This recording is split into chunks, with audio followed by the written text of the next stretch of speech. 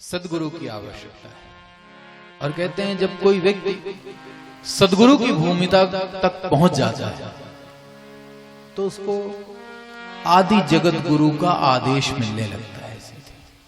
बस उस सदगुरु की आवश्यकता है जिसे साक्षात जगत गुरु का आदेश मिलता हो, आदि गुरु का जिसे आदेश मिलता हो, जिसकी वंदना हम करते हैं। अखंड मंडलाकारम व्याप्तम येन चराचरम तत्पदम दर्शितम येन तस्मै श्री। गुरु तो वो तत्व है, कोई व्यक्ति नहीं। गुरु तो एक तत्व का नाम है। उस गुरु तत्व की खोज करिए, गुरु व्यक्ति की खोज मत करिए। गुरु व्यक्ति की खोज अच्छी नहीं होती। व्यक्ति रूप में यदि गुरु को खोजोगे तब तो आपको गली गली मिल जाएंगे।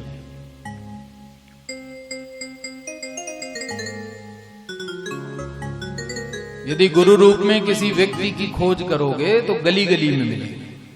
पान की दुकान में सबसे ज्यादा आपस में खड़े होकर कहते हैं ना, और गुरु कैसे?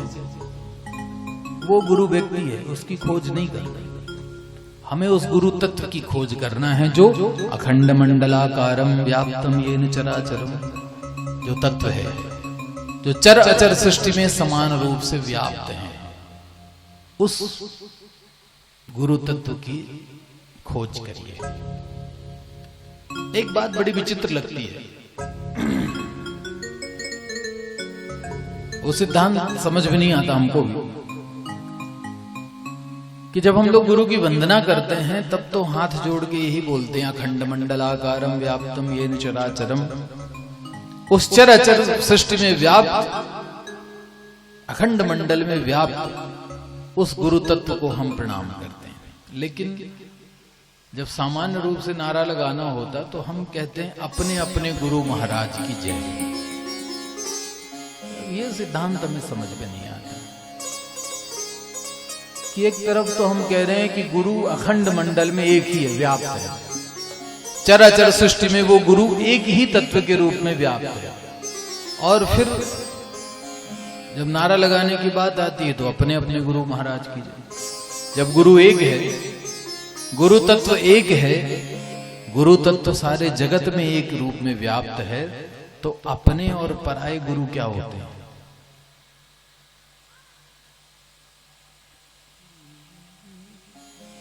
क्या कभी ये नारा लगाते हैं कि अपने अपने कृष्ण भगवान की जय?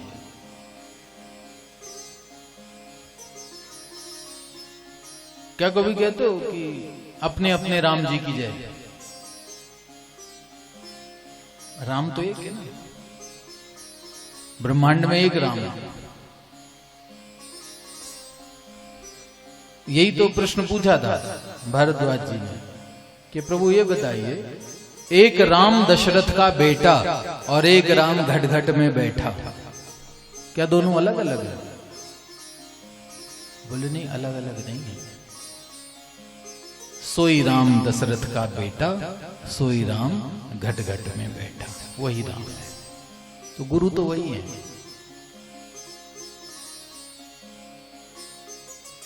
जो अखंड मंडल में समान रूप से व्याप्त हैं। फिर अपने अपने गुरु महाराज की जय क्यों? गुरु तो गुरु होते हैं, सदगुरु तो वो एक ही है। आवरण चाहे उसने जो धारण कर दिया हो, उन गुरु की शरण में जाने पर जीवन की खोज समाप्त हो जाती है, लक्ष्य पूर्ण हो जाता है। ऐसे गुरु की आवश्यकता है। सूत जी ने प्रणाम किया, सुखदेव उनके गुरु हैं। अद्भुत व्यक्तित्व है जिनका, जिन्होंने संसार पर करुणा करके ये भागवत रूपी ग्रंथ हमें दे करके हमारे जीवन पर उपकार किया है, हमारे जीवन के लिए एक कल्याण का मार्ग प्रशस्त किया है। संसारिणाम करुणयाः पुराण गुह्यम तम व्यास सोनमुपयामि गुरुम मुनीनाम। सांसारिक प्राणियों पर करुणा करके जिन्होंने हमें ये ग्रंथ दिया है, उन सुखदेव को हम प्रणाम करते हैं। चरित्र तो बड़ा अद्भुत है उनका। माता के गर्भ से जन्म लिया और जन्म लेते ही वैराग्य धारण कर लिया। वैराग्य लेके ही पैदा हुए हैं जो।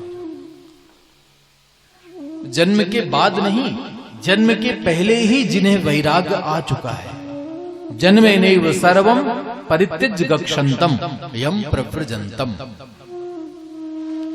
जन्म से ही सब कुछ छोड़ दिया, माया का जिन्होंने स्पर्श भी नहीं किया।